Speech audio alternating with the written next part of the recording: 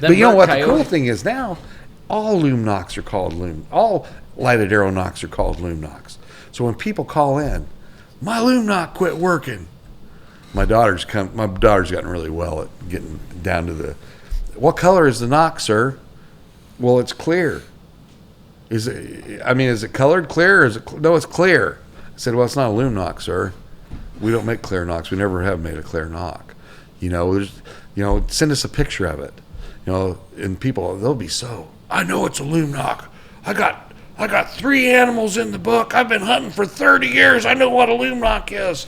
But it's still a nocturnal, because it's just like toilet paper. All knocks are called Lumenoks now, What's going on, guys? Another fun episode of the Talk About It podcast. I'm Loren Follmer. I'm Victor Dantas. And today we're going to have a whole lot of fun talking about a whole bunch of different stuff. But we have Kurt Price with us from Lumenok. How are you, Kurt? Well, I'm great. I'm good to be here. Good. Well, I appreciate you jumping over from Yates City to come join us here. And it took a long time to get here. Yeah, it's a country cruise. It's a small place. Yeah. So tell us a little bit about yourself, though. Well, I'm 63. I'm from Yates City. I own Lumenok, my brother and I. I used to be an electrician. Used to make towers before that, but went along the life and working. Got the working man's PhD, I call it. When I was in high school, my guidance counselor told me, "Don't bother going to college. You need to get a job." So I did, and he's still around Yates City. That guy, he's got hair down his back, and he's got a bunch of Obama stickers stuck to his car. I think he's a Biden fan, but it's I never thought I'd be in the position I am today. I never thought I'd be running a factory because I one time I said I would never work in one again, but. But it's been fun. It's been fun, and my brother and I invented something. We made it all happen ourselves. Everything from the patent search to all that. We did it all ourselves, and here we are. Our patents ran out. Right. Our patents out of gas, but we're still making the product. We sold 10 million of them over the years. So why don't let's start off to explain what exactly is the Lumenok, and what do you guys got? A Lumenok is a lighted arrow knock or a crossbow knock. And it has no moving parts in it. All it does is it moves forward 1/1000th of an inch to turn on. And then to turn it off, you actually work the knock backwards. And this is what this tool's for. You give it a little shake, and it shuts that knock off. And then it's ready to shoot again. The batteries can be replaced. Let's see if we can get one out here. They're kind of tight here. But the batteries can be replaced. And how long? There we go. Yeah. How long do typically do one of these last? Let me see. Well, that battery will last like 20 to 40 hours, depending. Mm-hmm. Depending on how much use was done before. But like I say, it's just a question of plugging another battery in there to make it work. Now over the years, there's been a lot more lighted arrow knocks. If you ever invent anything good, you're going to have people that come after you, and we had tons of people come after us. We got about 5 competitors now. I think we were the 5th lighted arrow knock patent at the time, back when we did it, but we were actually the first to put some money behind it and really get on television, and have Ted Nugent shooting them, and it just it was really hard to get going at first because nobody wanted to talk to you. It's I know that feeling, being in business and having all the calls and all the crap emails and stuff, and I get the feeling of it, But when you're hungry and young and trying to get going, it gets pretty aggravating. But so where'd the problem come? People are, I assume, like losing their arrows, or what's the benefits of, or they got you guys thinking we should come up with this? Well, it's not just losing the arrows. What it is bows got so fast that you couldn't see where the damn thing went. If you blinked, and chances are when you pull a trigger on a gun or you pull a trigger on a bow, you blink and it's over. You don't know where it went. So my dad always asked me, "Where'd you hit the deer, son?" And I'd say, I don't know, Dad. But now my dad had always told me that you could watch that light go through the animal and you'll see the hole in the animal. And I never really had that happen to me until I invented the Lumenok. And then I seen that, I seen the hole that the arrow made after it goes through the animal. It's just following the arrow better, And the reason that it all happened was I was hunting in Abington, and I was on vacation as an electrician, and I had a really good setup. I was rattling deer, had the wind in my face. I knew the deer were going to come back around on a hill, so they couldn't wind me. And sure enough, I had to rattle this big buck in. He pranced right in there, tried to come back around and wind me coming up this hill. My wind's blowing over his head, but he caught me pulling the bow back. And when I shot over his back in a ravine, and I looked for that arrow for like an hour and a half, and I was so pissed, because I had to go home and tell Dad about it, and stuff. And finally, I found that arrow. I never hit the deer because I didn't know if I hit the deer or not. Mm-hmm. And then from then on, I went to my brother's house. I thought all the way from Abington to Yates City, it's like 35 miles.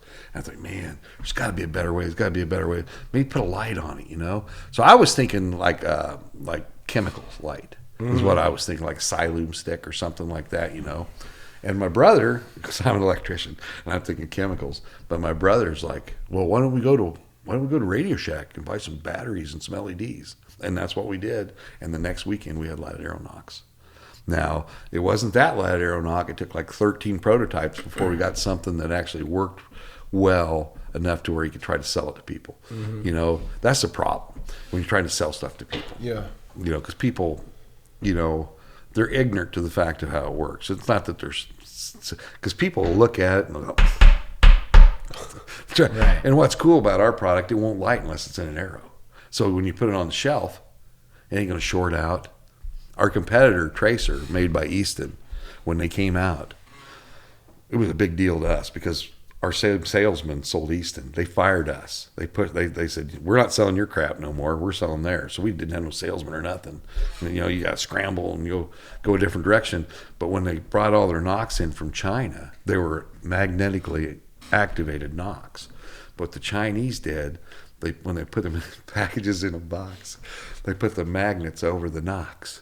So it turned them off and on, off and on, off and on. When they got here, they were all dead. Oh, no. Oh, yeah. Right. It's good for me. Yeah, it is good.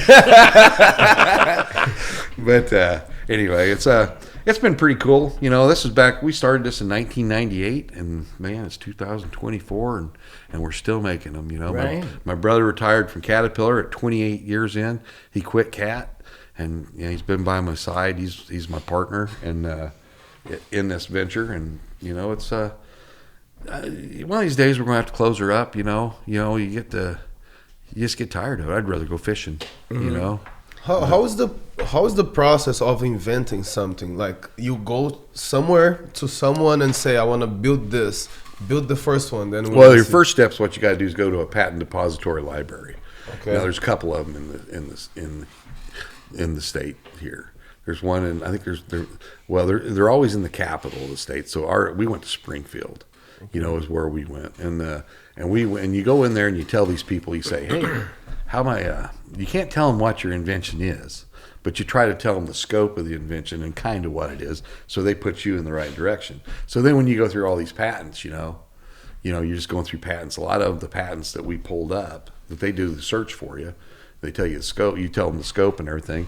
Like one of the patents was a lighted ET finger, mm-hmm. Flashlights, a lot of stuff like that, and just things like that. And like I said, we found like 4 other lighted arrow nock patents, and of different ways, and I never even would have realized it had been invented before.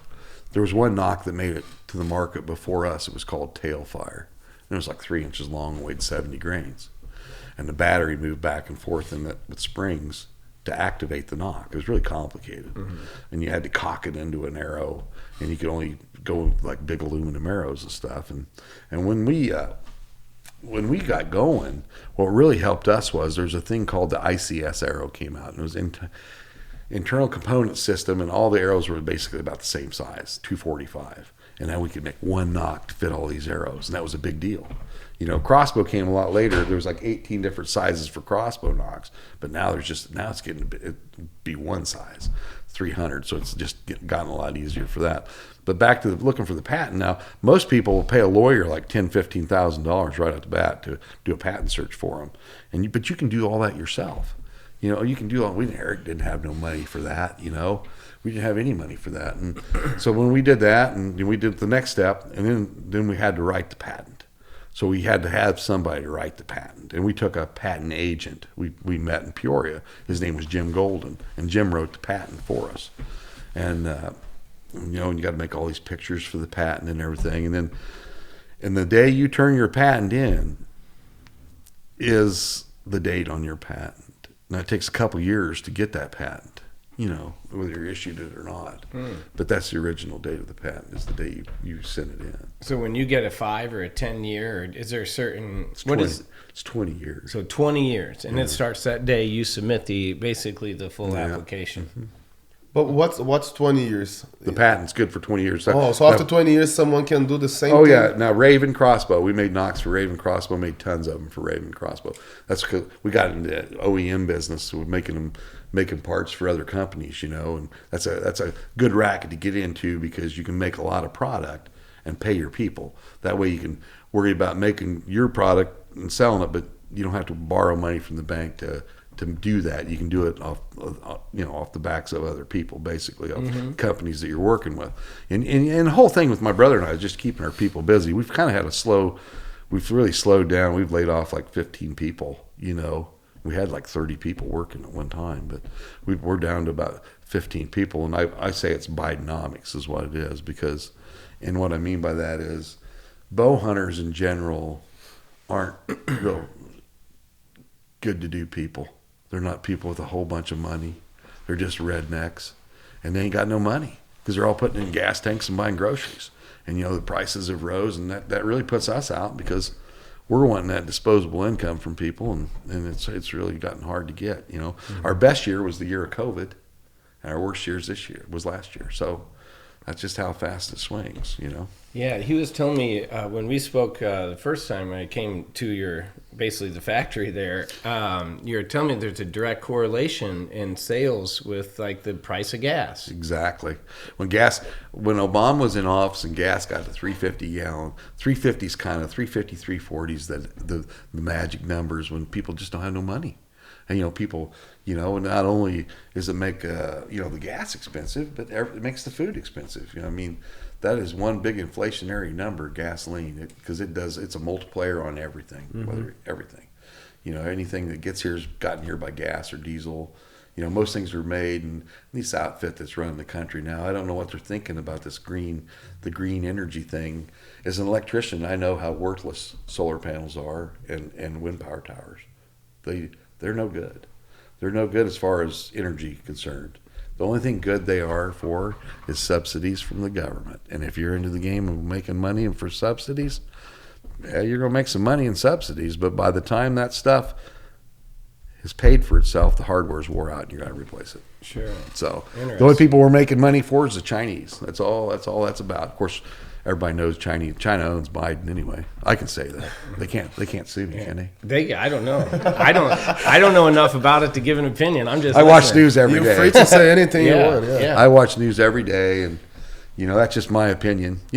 I'm coming from this as a Democrat a long time ago. I was a union man, and I worked for the UAW, and then I worked for the IBEW as an electrician. And when you become a businessman, it's a whole different ballgame.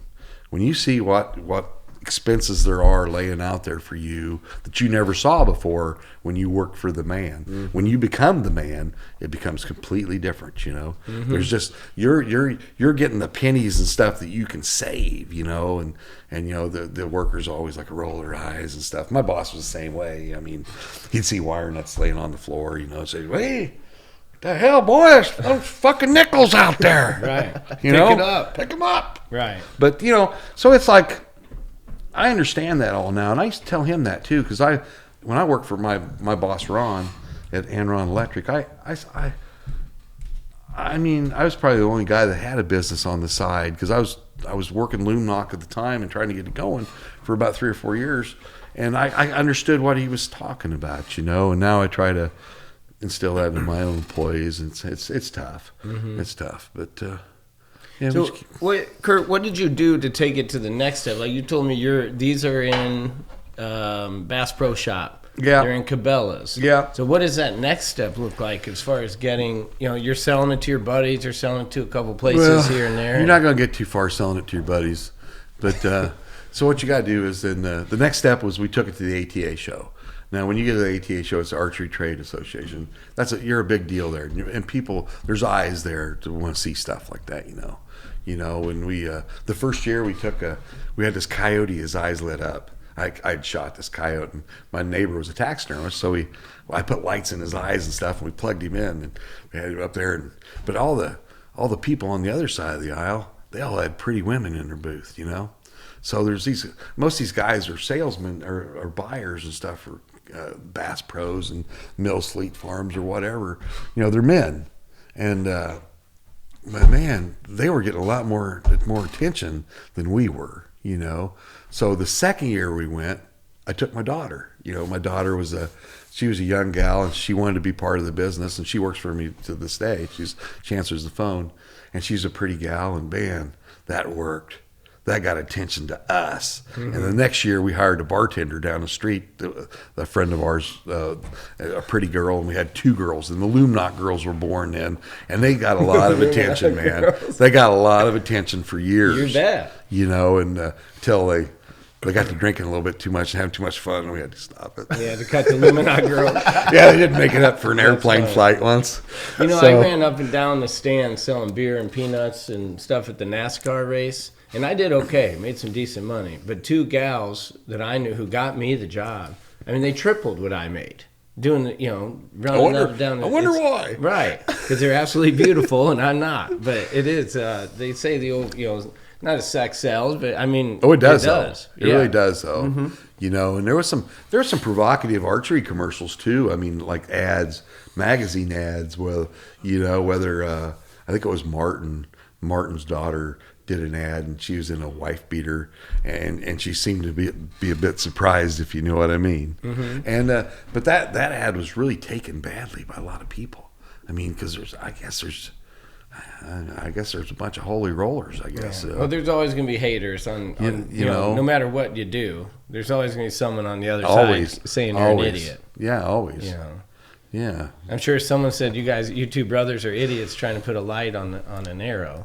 Well, we did have some of that, we had a lot of people.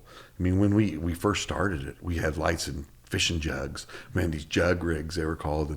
And when the fish bit, the light lit, and you chased it around in your boat and lit up underneath the water. And it was pretty cool. And me and my buddy went to Oklahoma, took our conversion van down there to this big catfishing show, and went down there, and all them people would stand around, and they'd look at them and say, them's neat. If I had some of them, somebody'd steal them. Yeah. They just kept saying that, And then years later, had this guy call me, and he said, "Hey, you guys still sell some of that catfishing stuff?" And I said, "No, sir, we don't." And he goes, "Well, how come?" I said, "Well, because people that fish for catfish, they all live in trailers and they got no money." And he goes, "I live in a trailer." I rest my case. But I said, "Oh, I'm sorry. Like I never said that again." But no disposable. You're right though. It's about the having disposable income and being able to, But so are these considered affordable compared to your competitors? Oh yeah. Actually, we were a little cheaper than our competitors. Yeah. They're made in China. Okay. But they're a big conglomerate. Our competitors are. Yeah. It's we've only made lighted arrow nocks. We made this. It's a thing to turn the nocks off. We make a putty nade. I wish I would have brought one of them, but we do make a putty nade. I talked about it a little bit when you were there. A putty nade for putting. Oh, yes. It helps you straighten out your putt. We had 120 pros using it on tour, but you couldn't get any of them to talk about it when they wanted. Yeah, because then that would show they needed help. Yeah, Zach Johnson won the British Open 2 weeks after he got the damn thing, and he was putting like crazy, but you couldn't get him to say nothing. It was madness. Are you trying? I'm going to try it. I haven't been able to do it yet. Do it. Now get serious, man. Oh, there it went. There you go. Yeah, there we go. You just got to grip it hard, man. Wait, I didn't buy it. I didn't want to break it. You know? No problem. So is there anything else in the market that does the lights as well, or you're the only? Oh no, we got 2 or 3 competitors out there. Okay. And now, like I said before, Raven started making the exact same knock almost, but they glue the battery in place. But we got an answer for them coming up pretty quick. So this is the whole product that leaves your shop right here? Yeah, we sell arrows just like that. Little crossbow bolts. We used to sell vertical bow arrows, but we got out of that. We just sell crossbow stuff. So these are solely for the crossbow. Gotcha. And you have a production line there. You said you have 15 people working for you there. Yeah, we still have a production What's the line. process of making this? What comes first, and then people just glue this? Well, by the first hand? thing is the knock has to be manipulated and holes put in it. Now, a lot of the knocks of today are molded with holes in them, but the vertical bow knocks aren't yet. So you have to drill 3 holes in that knock. You got a hole for each contact, and then the hole for the glue, and then all that. When that's done, then there's people building the LED light assemblies, and it's all assembled with a fake battery, and the fake battery is made out of Teflon. So then when you squirt the glue in there, it holds everything in place. You take the fake battery out, put a real battery in, and the knock works. Okay. So we can make a lot of knocks. We don't have to put no batteries in them, because the biggest expense of the knock's the battery. So we can have a whole bunch of stuff sitting on the shelf forever, and don't put a battery in it until we sell it. Okay. How was the time that how did you get the offer from those big stores to have this? Well, when we went to the ATA show, we started picking up some. The first outfit I was in was Cabela's. Okay. And the next one was Gander Mountain. Oh, I and forgot about And then the Ganders, next one was Bass Pro, and then Mills Fleet Farm. And when you start going, once you start getting bigger and bigger, and you can afford the sales force, you get a sales force. Okay. And you have to pay them 10% of your sales, all your sales that they make. And I met some good reps. The reps helped a lot. I went with a 1 rep for a long time, and then I had to just fire Jeff, and I hired OutTech. But Jeff Schmidt was the only rep I ever gave a severance package to, because I hated letting him go, and he'd done so much for us. He kind of invented the electric hunting bike too. Jeff Schmidt did, but he The was electric hunting bike? Yeah, there's a couple companies that really started making a lot of electric hunting bikes with big tires on them, and big tire bikes with they're electric, and they're great for hunting because you can put a bow on it and you just ride back in there and not make any noise. And he got that started, and then Rambo bikes really got popular, and then they fired him too, poor guy. But Rambo bikes. Rambo bikes, yeah, I got one of them. Oh. Electric bikes are cool. As a bicyclist, I did a lot of bicycling back in the day, and it's a great exercise tool. It's an electric bike, but you just pedal till you get tired. You can still pedal till you get tired, and then when you just use power if you get tired. So you got one that I got a couple. You ride around. I know you I got got a some couple. land and some lakes. Yep.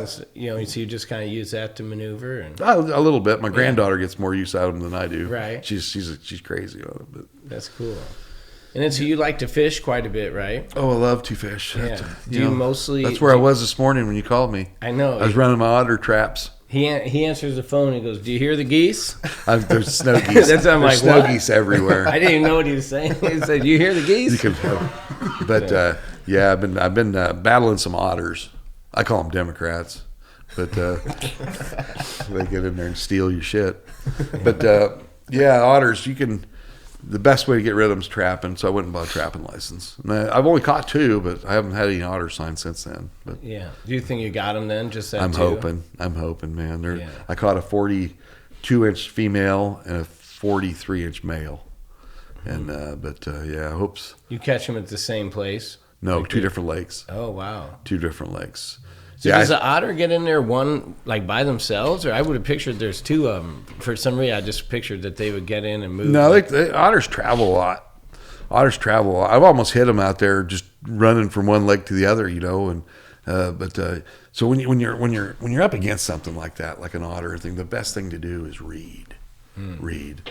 Then you read what their habits are, read what they're doing. How you trap otters is really weird. You look for their toilet, okay? That's how you trap otters. An otter will have a toilet on a lake, and that's where they puke all their bones out, and they defecate and go to the bathroom, and they groom themselves there. but there'll be piles of fish bones there, and you see it. I mean, it's unmistakable. But they'll always come there. And if an otter comes from another lake, say one comes from my neighbor's lakes, he'll come to that toilet first. So even though I've caught my otters, I'm leaving my traps out to the 31st in case I can get another one coming by, you know, because, man, when they get in there, you can't get rid of them. You know, they turn all your fish into bones. Yeah, they eat on average what? How many pounds of fish? They eat almost half their weight in a day. That's crazy. Half their weight in a day. So you're looking at 30-pound otter. He's going to eat 15 pounds of fish a day. He'll wipe your whole inventory. And you eat otter too, right? No. I've never eaten. I'd probably be pretty good. Yeah, you probably could. I've ate groundhog, but I've never ate no otter or possum. I've ate some coon, but no, never otters. Yeah. But yeah, they're really pretty animals, and they're really neat. I mean, when you hunt in the wild on rivers and creeks, you'll see them all the time. I mean, I saw them on Spoon River all the time. I see them in French Creek in front of my house all the time. But when they get in your lake, it's not good. No, because they don't want to leave. So after you trap them, do you get rid of them, or do you relocate them? Or? I got rid of them. I could have. I just buried them. But I could have. I didn't have no reason, you know, because I mean they are worth a little bit of money, but I didn't trap them for money. I mean I'm money ahead just getting the damn otter out of there, right? Because I stocked one lake, cost me $7,000. I mean, you know. That's a lot of money for an otter just to eat. But you got to get a $5 tag. But you can catch 5 otters per trapping license, and but you got to buy a $5 tag. And the reason that is the state wants you to register that otter, but I didn't. I never registered them because I didn't want to keep them. I didn't want to sell them or nothing. So right. Yeah, just why are otters that expensive? Because people buy them so the otter eats the fish. No, you don't want the otter, because that's what I'm saying. He paid like $7,000 to put fish in the lake. In the lake, and the otters in there eating them all, so he can fish and have fun. Grandkids. Makes more sense, though. But then the otter gets in there and eats everything. If you wait a week, that 15 pounds a day. I tried to get a guy to help me trap it, and he never ever went out there. And it's like every day I can catch them damn things. It's less fish, I was out there throwing pallets out of my truck one day, and otters. I've seen otters. They do this every time. They'll if you scare an otter, they'll swim out in the lake, like they'll shoot out there like a torpedo. It looks like a torpedo under the water, the wake they throw, and they're even under the water. And then they'll pop up and they'll look at you and they'll go. It's like they're going right. And then, but you're not allowed to shoot them. Nope. You have to trap them. You got to trap them. Right. You can't shoot them. You're not really allowed to shoot anything in the water in Illinois. Okay. Because shooting in the water's bad. Yeah. Because ricochets and stuff like that. But they kind of frown against shooting. Hell, they don't want us to have guns anymore. I know. I've heard some of that news too. You're a felon. And can you hunt bears with this too? Oh, you could. Yeah, my dad killed a bear with one of them arrows. I've killed bears. Yeah, I've killed bear before. So on this end, you need to put something. There'll be a broadhead. There'll be a broadhead on the blades. And it usually goes inside of the animal this much or a little bit. It goes all the way through it in a second. In a second. I mean. Like it like that. All the way here inside. If you've seen a video of it, you'd be amazed. And that was really one of the neat things when we first started making videos and selling them. You asked how we got this going. I sat and I was making videotapes. I was copying videotapes of a videotape, that we made, and I'd send them out to bow shops because bow shops would have a video player playing, and what we did was we had all these chopped up to where it's just shot, kill shots, just bang, bang, bang. Some of them good, some of them not so good. Some of them bad shots. Sometimes bad shots happen. Animals move, and people that say they never made a bad shot, they never shot too much. I'll tell you that. But that was really cool, and that really helped people because people don't realize. Did that just go through that animal? Because you've seen, if the deer was canted right, you could see the light go right all the way through him, and stuck on the ground over there, But just like that, it just flies. Unless you hit a bone or something, To give you an idea of bow and arrow, I have a friend who he was in his own house. This is really dumb of him, but he said, I bet you I can take this bow and arrow and I'll shoot my TV. that was in the other room. It was in the other room, and he shot right through, went right through the drywall, and hit his TV. Really? With the bow and arrow. So that's what I mean. It's gonna have speed. Hope his wife wasn't home. He's a single guy, and for a reason, because he's doing dumb stuff like that. But yeah, these things will. I don't know what the speed is. I mean, they're Well, with bows and arrow, with a bow and arrow, your speed's usually around 300. With crossbows, it's gotten about 400, a little bit, almost to Miles 500. per hour. No, feet per second. Oh, feet per second. Feet per second. Okay. So, I've been an archer. I've been shooting a bow since I was 6 years old, and one of the things I like to do is I shoot 100 yards with my bow. And I got a target set out there, and I can shoot 100 yards, and it comes in. It comes into play when you hunt Western animals. Like, people think, why are you shooting so far? When you hunt Western animals, you have to be good from 70 yards hunting mule deer, elk. So, but what's cool about it is when you practice some long distances, you want to do it on windy days. You want to do it with a crosswind, and shoot. And I'll find my arrows later because I got lights on them, But bend them arrows to the target. Shoot that wind, and that arrow. And and I made my most amazing shot one time. It was a 68-yard shot at a mule deer in Colorado on TV, and a 30-mile-an-hour crosswind. And I hit him, man. Because I practiced it. I practiced that stuff. I knew I had to make, move the bow this much to the side and before I ever let her go. But it's not, archery's not for everybody. I mean, our hunting's not for everybody. But boy, I sure hope they don't try to take our rights away from us. That's the biggest thing. All us hunters, we should stick together, whether you're a bow hunter, you're a gun hunter. If you hunt with a hammer, you should all stick together, because there's only so many of us. There's only 2.5 million bow hunters in the United States. That's it. Now there's no bow hunters hardly across the whole world.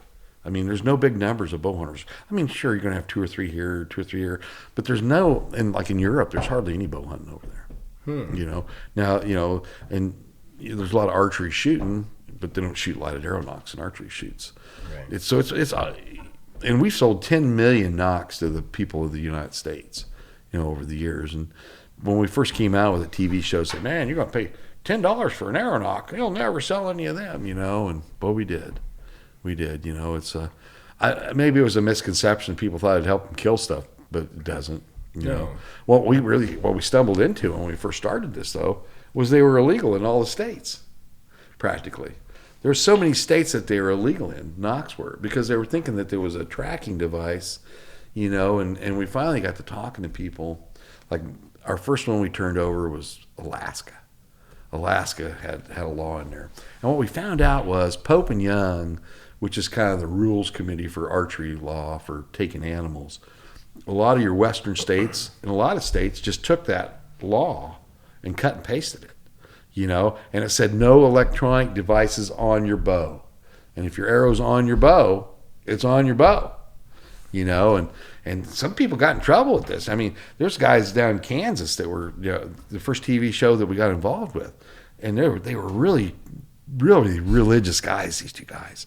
And they got accused of running cocaine and all kinds of stuff. Because of these lighted nocks. And what it was they, Matt was like, well, they ain't going to arrest me for that. Well, they did. They took their animals. They had the proof was all the film they shot. They used all that against them. But it ended up getting turned over about that same time. Kansas turned the law over, which got them in the clear. But it's crazy. And then, but on and on and on. The last state was 3 years ago that turned over, and it was Idaho. Idaho was the last state that turned. Montana before that, Washington before that. Those were the latest states, and only goes to figure they're the most progressive states. What's the negative thing about having a tracking device on a? Well, there's no negative really, unless you're trying to leave that tracking device in an animal. That's where it gets in. That's where it gets crazy. Because people have approached us wanting us to buy this device, and it had a broadhead and it's got this little fish hook thing sticking out. It looks like a barb on a fish hook. and that would embed in the animal and put a tracker in there with an antenna. Now that's illegal, right? Because you can't leave things in the animal. See, Oh. you just can't leave anything in the animal. That's the whole. And we tried to, and people have been talking about putting GPS in these nocks forever, but it's a lot harder. It's a little harder than that. It is. It really is. That's why it ain't done yet. I mean, somebody did it, but so you're saying if someone came up with, like you said, that part would, as the arrow went through, that little tracking thing would kind of break off. Yeah, it just had a little rod it had a rod that stuck out with a barb on it, right, off to the side. So then, if it took off, and that broadhead would go through the animal, and then it would just leave that tracker right there, right. And then you could go find you find them with animal. with a tracker. You had this thing you had to carry that beeped, Mm-hmm. That's one thing I will say. It wasn't Bluetooth. I totally respect, and I'm sure some rules are there, but there is a lot of, we've had, when we had Clark Cummings on, there's people who are just like anti-hunting, and they think it's just some barbaric, no rules. There's a lot of rules. There's a lot of regulation. There's a lot of respect.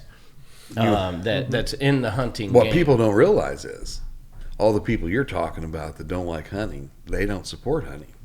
The hunters support hunting. Hunters' money supports hunting. Mm-hmm. All our money supports hunting, supports the things we do. The people that usually bitch about it are people that know nothing about it, just like you said, Loren. Mm-hmm. They know nothing about it, and it's cruelty to animals. It's the same people that don't want us to have animals on the farm. Right. Don't want us to eat beef. Let's go eat a bowl of bugs. How about a bowl of bugs? That sounds good, doesn't it? How's the word Lumenok? What is Lumenok? 12-pack. It's 12-pack. My brother and I had a 12-pack. We thought that one up. We didn't know. We got some good. I mean, the name of our company is Burt Coyote. That in itself is that. We didn't know what we were going to name the company. And when I was younger, I made fishing lures by hand. I made a lot of fishing lures by hand. Balsa wood baits. I had a lathe. I even made Rapala type baits, which are slabs of balsa wood with a wire harness glued inside. I did that. I was making all these baits, and I was selling them under the Burt Coyote name, which came up from my buddy and I were fishing one day, and I just won all the conference championship sprints at the ICAC track meet in Elmwood.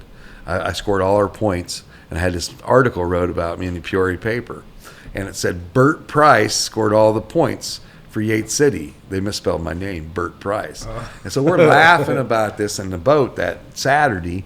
We're laughing about it, and Tim catches this great big bass on one of my lures, and he yells out, Burt Coyote Fishing Lures, and that's where that name came from, back when I was in high school. That's great. And then when we invented the Lumenok, we didn't know what we were going to call our company. We didn't know if we was going to call it Two Brothers Manufacturing, but the Burt Coyote name, that's what we're going to call it. So that's where we are. And then, the Lumenok name, we were Lumenok, Luminera, Loom, lighted knock, Loom. How about Lumenok? Well, see, Lumenok is spelled, N-O-K instead of N-O-C-K, Lumenok. It sounded good at the time, it was after about 6 beers. But Well, and it's stuck. It's stuck, yeah. It's cool. But you know what? Coyote. The cool thing is now, all Lumenoks are called all lighted arrow nocks are called Lumenoks. So when people call in, my Lumenok quit working.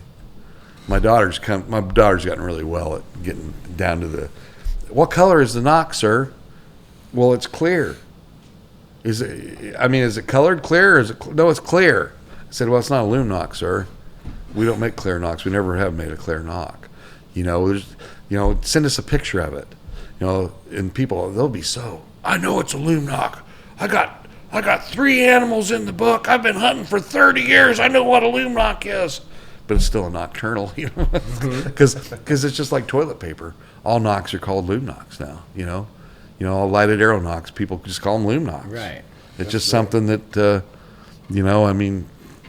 by doing what we did, we had so many TV shows using them at one time. If you called in and say, hey man, I want some knocks, and we'd send you knocks for nothing, use them on your show. And we spent like $600,000 a year sometimes in all the advertising and stuff. We just was rocking and rolling, and But now we don't advertise near as much because the state of Illinois started telling us how much we had to pay our employees, and it's kind of gotten ugly. But this is not a very good state for having a business in. Yeah, and there's a lot of truth to that. I mean, a lot of businesses have pulled out. And there's talks of Caterpillar. You mentioned Caterpillar earlier. I mean, that's been a talk for years on them leaving, and thankfully they have. But I mean, some of these big companies like that, they leave Illinois, and then it kind of leaves us scrambling for looking for people, and then we get people start exiting the state, and it's just no good. So hopefully, without going down that whole road, but hopefully none of that really takes place any more than it already has. Yeah, it's gotten really bad the last 3 years with everything in the country, violence and all that. So do you have grandchildren? I assume. Oh yeah, I got four of them. Do they hunt?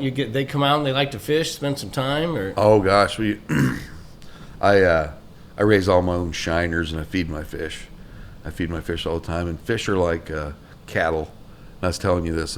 You can grab a bucket of minnows and walk out on the dock and throw them suckers in there, and then fish will hear you walking there, and they will be there, and there'll be big fish there, and you feed them, and and then you go back out there with your fishing pole and you'll catch all the small ones. If you catch a big one, you let him go, and then you can take your grandkids out there, and then they get drug off the dock, and it's great. It's help, Grandpa, help. There's a little Snoopy pole. You put a shiner on there, throw it over, and something's gonna hit it really quick.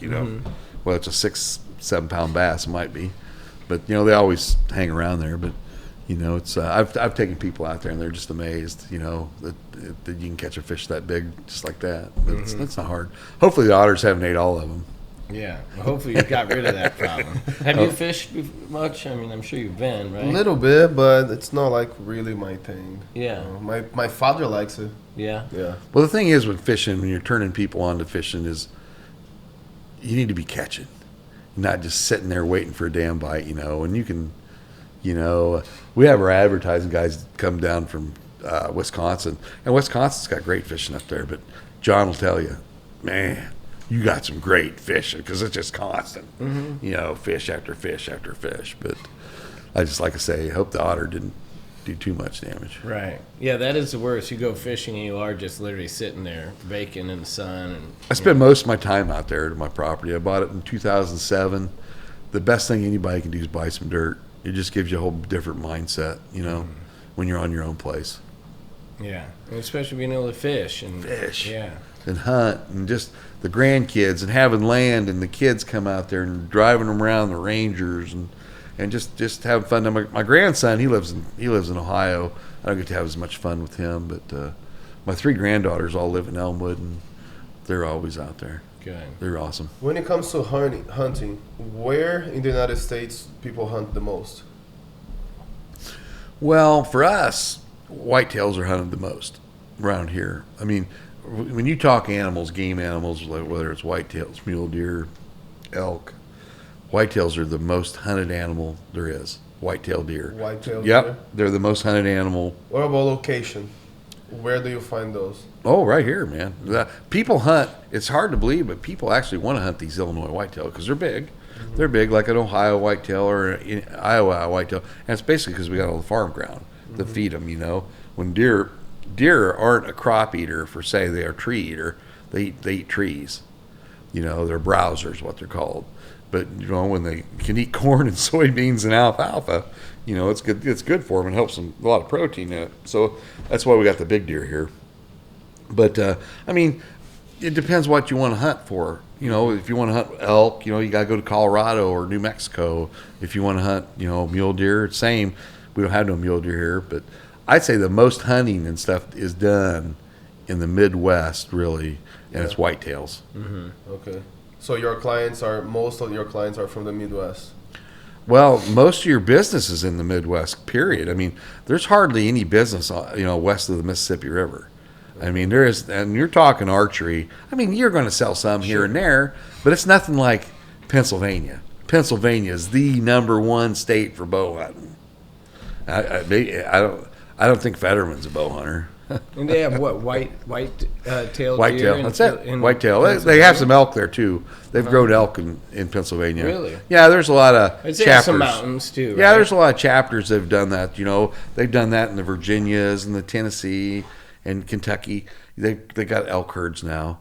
But just like anything else. I mean, you bring in elk, once you start running into cars, it's not a good thing. Right.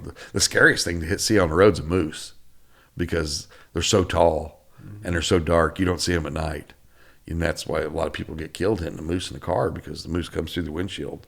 Yeah, it's like a whole piano. Oh God, they're so tall. Yeah, they're so tall, and hunting moose is like really fun. It's the best eating animal there is a moose. I've only been able to kill one of them, but my brother killed a couple. They're the finest eating animal there is. So Eric, he likes to hunt and enjoy the outdoors too. Oh yeah, he's a little older than me, but he's starting to slow down a little bit more than I have. But yeah, he killed some nice moose with a recurve. He actually used a recurve. I don't know what that is. That's a really slow bow. There's no wheels or nothing. It's just a string and a stick. Right. And he shot his like it's 7 feet.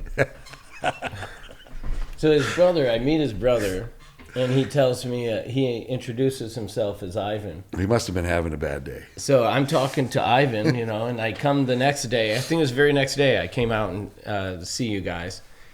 And so I asked for Ivan, and they take me back to get him.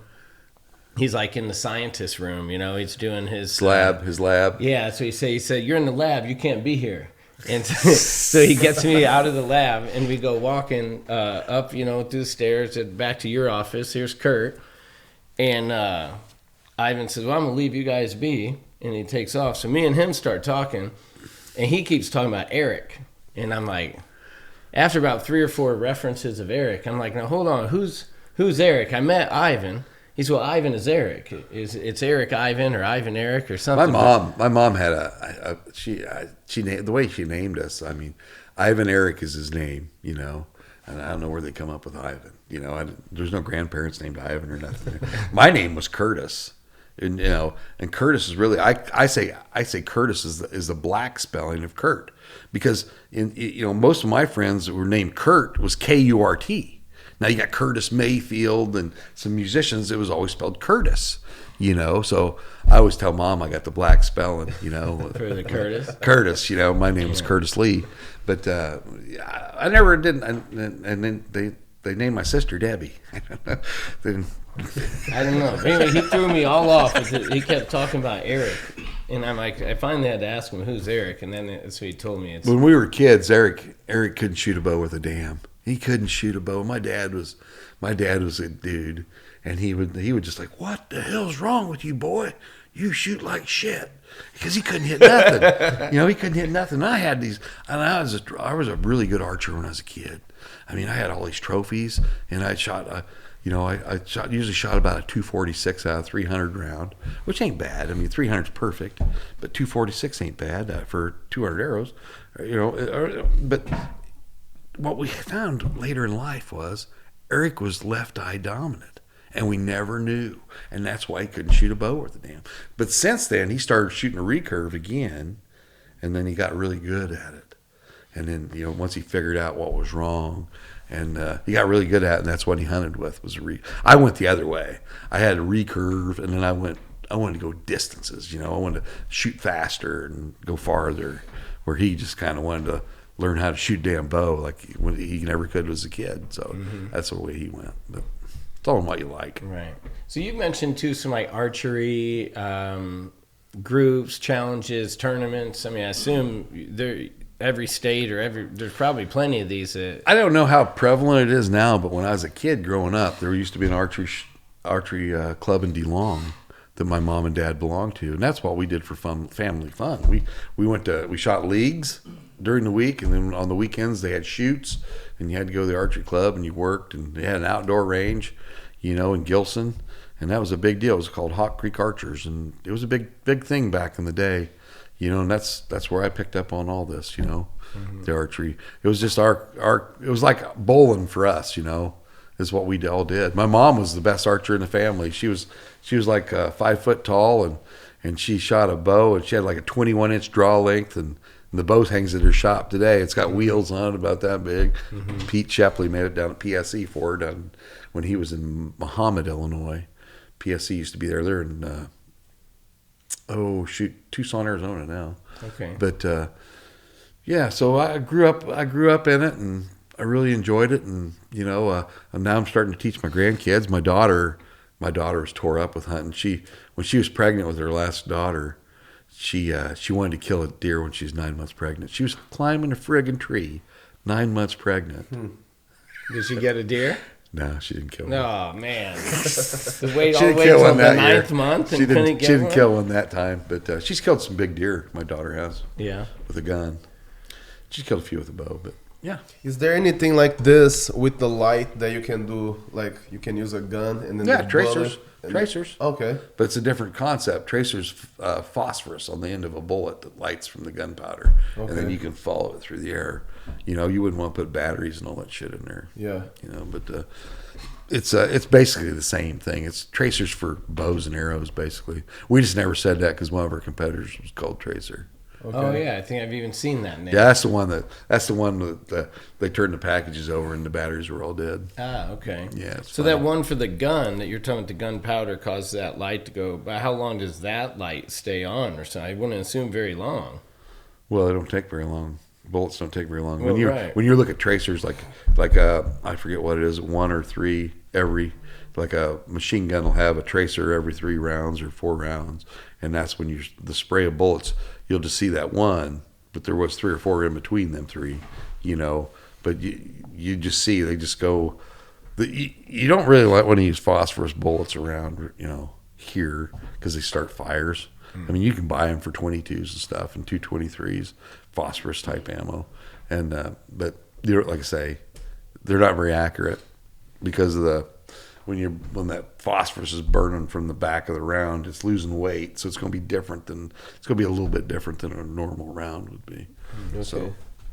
So does this works also to find the animal after you hit the animal? Well, if it sticks in him, Okay. but usually it breaks the arrow off. Oh, okay. Usually, Okay. usually So it's more for you to know the direction it went, so you can locate this. Yeah. Okay. All right. One time I shot a deer running. I was really having a bad year that year, and I hadn't seen no deer. And I had this buck ran past me, and I took the shot, and I led him a little bit too far, and I hit him in the neck, and the arrow stuck in the bone in his neck. It didn't knock him down or nothing, but that deer, he did like 4 figure eights. He's bleeding like crazy. He did like 4 figure eights. It's one of the hardest blood trails I ever followed because he's going over his own blood trail. And the arrow, it must have been bothering him, that arrow, the light on the arrow, because he was like, I don't know, the way he was acting. He crossed a creek 3 times, and then we found him dead in the creek, after, but he must have been trying to get away from that damn knock. That's the only thing we can think. Because he's, I actually shot a deer in the face once, because he moved. I had my bow pulled back, and he had moved because another buck walked up there, and he turned real quick to face that buck right when I shot. I hit him right in the face, and he took off running with a light sticking out of his face by my neighbor's house. Hey, I said, "You see Rudolph running by?" And later that week, my neighbor shot him with a shotgun. It was gun season. Oh, he was still going. Isn't that crazy how long some of the wildlife can go? We found, my brother killed a really nice deer years ago. It had a broadhead in his back, and it was on the deer when they get shot, always on the opposite side, they'll grow something funky. See, they'll grow different horns, but it's always on the opposite side of where they get hurt. Why it is, nobody knows. But this deer had a great big broadhead in his back strap right against the spine, and he grew this goofy ass rack on the other side. He had like his 2 main beams, and like one main beam just had 2 points on it, forked in front of it. And it had a point. One point was just crazy, and it's probably 180, 190 inch deer, which is a huge deer for inch wise, and but that was why, because it had been shot years ago, and there was one in a magazine had been shot in the head. This deer had been shot in the head, and a guy had killed it later, and they found this broadhead stuck in this deer's head when the taxidermist was skinning it, and then he had the skull cleaned, and that broadhead was sticking right by the eye socket in the nasal cavity, and that deer lived. I've shot deer that had been hit by cars, broken legs, or been found, or been shot with a gun. Like I killed a deer once that got shot here with a 22 years ago, but its hoof had grown like 8 inches long, and I thought it was wounded when I saw that doe because she's limping real bad, and I whacked her, and come find out she hadn't been shot at all. She just had a gimp leg, Mm-hmm. But yeah, it's deer are tough, man. They are tough critters. You don't want to fight them, No, I've seen the videos where this is old. The one guy, I think he had some scent put on him, and he tried to walk up to the deer. The deer just trampled. No, they'll just kill you. Oh yeah. My neighbor Dave Ipkin raised deer for a long time, and he had a male in that pen that it would just take you. It didn't have to be rut or nothing, Mm-hmm. And then deer would come from the outside and fight the deer on the inside, and they'd tear holes in the pen. So then you'd have to go out and find your deer. You'd trank them because the does would hang around. You'd trank them with a tranquilizer gun. And what's really cool is to find them when it's dark, a deer, when you tranquilize it, it snores. It ain't no kidding. That's how you find them. You listen. They snore. And we found this doe. This ain't no shit. She was laying in the water with her head out of the water in French Creek. And we saved her, but she's not. If she would have been, she would have been dead. It was just drowned. And you can't carry them like a dead deer either. You got to carry them upright. So you got to have like 4 guys help carry a deer upright. Because if you carry them like dead, it kills them. You learn all this when you raise deer, I guess. Huh. Uh-huh. Who knew? Yeah, that's crazy. Well, I surely appreciate you coming today and sharing this stuff with us. What is, like I said, the day I met you, I knew instantly I wanted to sit down with you. I hope I didn't bore you too much. No, not at all. I love, like I say, it's not hard talking about myself. No, not at all. But we appreciate you coming and sharing this stuff with us and your story. Maybe, we're coming up with some new products too. My brother's been working on this, a new jug light, It's a jug light / tip-up light, if you know what tip-ups are. Tip-up's an ice fishing rig. Oh, okay. We're putting lights on stuff. Well, you know what we should do? He brought up too. Maybe when the weather's nicer, we can come out to his lake, do one of these. Could you do a podcast in a boat? I'm sure if we can get. Let's do it, man. I got a big boat. If we can get camera and Adam in a boat, we can do it. I got a big boat. We'll look at that. We'll definitely. I got a 30. Actually, we got a 32 footer. I think that'd be a ton of fun. It's a grass yacht. We had it made. It's a dock boat. That's great. And what it is it's made out of dock floats, and it's got a bar on it. It's the Price's 19th hole is what it's called. And it was kind of for the putting in thing. Mm-hmm. The Herman brothers made this. It was on TV. They made this boat for us. And it's just got like a 15 horse motor on it. But it's 32 foot long. It's 12 feet wide. It's shaped like a putting green. And then it's got a bar. You drive it from the bar. You got the steering wheels in the bar. Mm-hmm. And our family takes it around the lake all the time. So. I'm in. I'm on. We can leave right now and go do it. But no, I would love to do that, especially once the weather warms up. It'd be great, man. See what you guys are. Be excuse not to work, just like today, right, Lauren? Hey, I appreciate it. But Eric Ivan is working, he's working. He's a hardworking man. Yeah. But let's definitely do this again. Let's do it. Yeah, that's Kurt Price with Lumenok, the real official Lumenok, right? Not just to call them all Lumenoks. But appreciate you tuning in. Appreciate Mr. Price here, Kurt, coming over, hanging out with us. Very much appreciated. Thanks for the invitation, Lauren. All right. Talk About It podcast. I'm Loren Follmer. I'm Victor Dantas. Have a good rest of your day. Thank you for watching this episode of the Talk About It podcast. I'm Victor Dantas. I'm Loren Follmer. And we would encourage you guys to subscribe to the channel. And don't forget to hit the bell. It's going to be right below the video. So hit the bell. So you know when the next episode is up. We appreciate all the support. Thank you.